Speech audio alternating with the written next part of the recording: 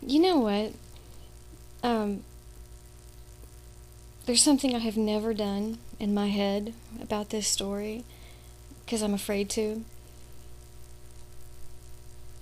I have not yet um, viewed it like, what am I trying to say?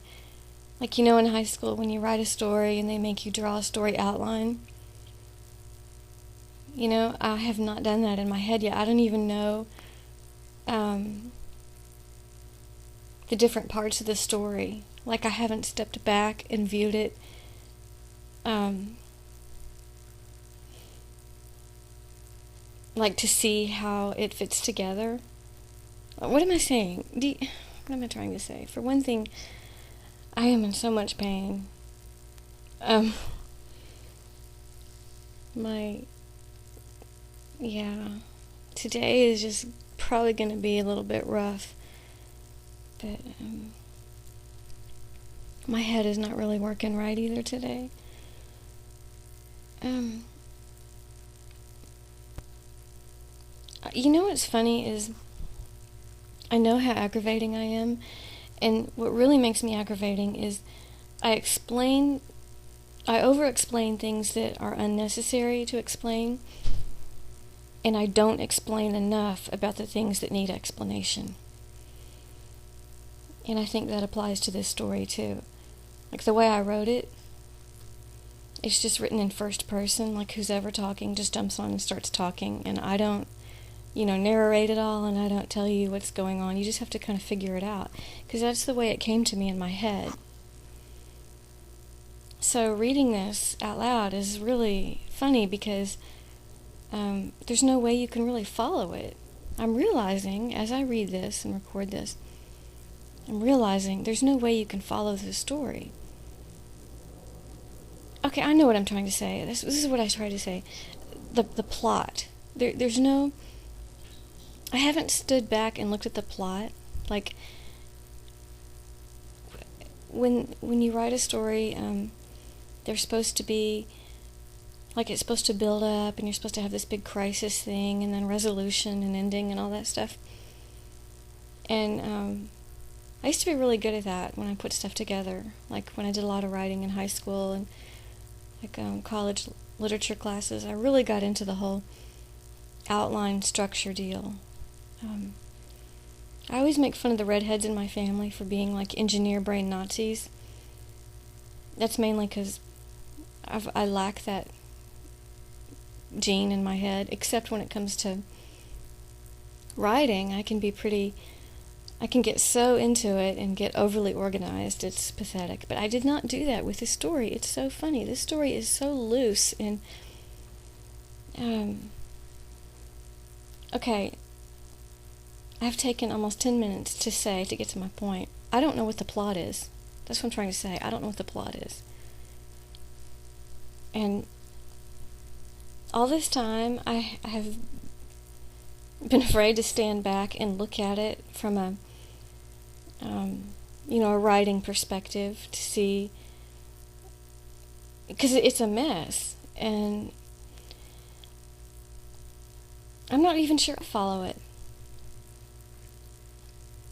But it's so deep. It's a spiritual story. This is so weird. I guess what I'm doing now is just going to be one more step. Like, I'm just going to record it all, and then maybe in a year I'll come back and take these recordings and do something else with it. And, like, keep pushing it, keep tweaking it, and keep refining it until maybe in 10 years I'll have something that's good out of this. This is good. The story means something. I can't tell you what. What was I saying? Okay. So this morning as I was waking up, I was thinking maybe I should do a little recap, like just for myself. What we have so far is an old man cowboy, and he's kind of a loner. He's got plans. He constructs a trap to trap this bear. this bear that's harassing him. So he constructs a trap, and he ends up in his own trap, his own prison. And meanwhile, a woman appears from out of nowhere and starts riding him. And she has feelings for him, and she can't explain why. And he finally rides back, and she goes down to the jail to see him. And while she's visiting him, an earthquake happens, and they're trapped in there together. Everything crashes down around them, and they find themselves both trapped together. So,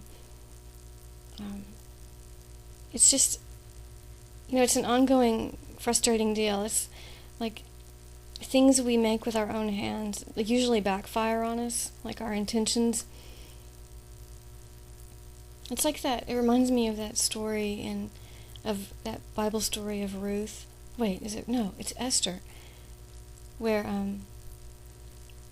that guy was plotting against her people, and he constructed a gallows and everything, and then Esther found out about this conspiracy, and so she told the king, and he